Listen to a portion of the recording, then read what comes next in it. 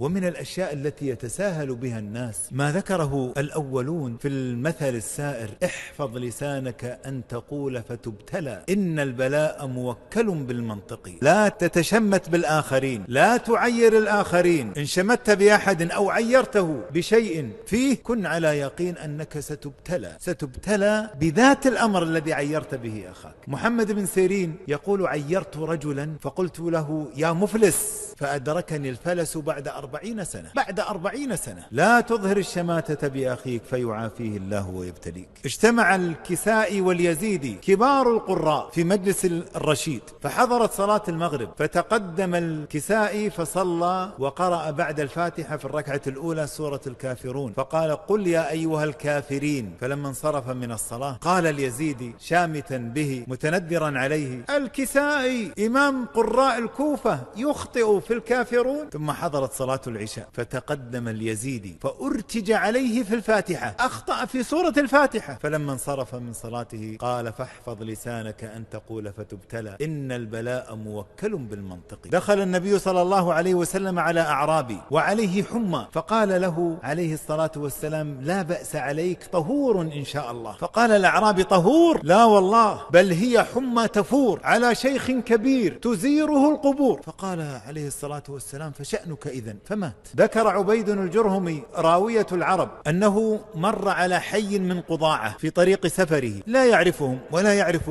بلدهم، فوجدهم يمشون خلف جنازة، فسار معهم خلف الجنازة. فلما وضعوا الجنازة واشتغلوا في لحدها ودفنها، رأى الجرهمي الذين حول الجنازة من أقاربه يتضاحكون ويتمايلون ولا يأبهون، فاعتزل عنهم قليلا وجلس واستعبر وبكى وردد بيتا لا يعرف من قائله: يبكي الغريب عليه ليس يعرفه، وذو قرابته في الحي مسرور. فدنا منه رجل فقال: يا أخ العرب، أتعرف الذي دفناه؟ قال: لا. قال: تعرف الذين حول قبره؟ قال: لا. قال: تعرف قائل هذا البيت؟ قال: لا. قال: قائل هذا البيت هو الرجل الذي دفناه، والذين حول قبره قرابته. جر بلسانه هذا الواقع على نفسه، تشاءم وجر البلاء إلى نفسه بلسانه. قاله وهو حي. يعقوب عليه السلام لما أرسل يوسف مع إخوته قال: وأخاف أن يأكله الذئب، قالوا فأكله الذئب. وقال في حق بنيامين: وأخاف أن يحاط بكم فأحيط بهم. الحسين بن علي رضي الله عنه وعن أبيه لما دنا من كربلاء سأل عن اسم المنطقة، فقال: ما اسمها؟ فقالوا: كربلاء. فقال: كرب وبلاء، فلو كنت أعمى أخبط الأرض بالعصا أصم فنادتني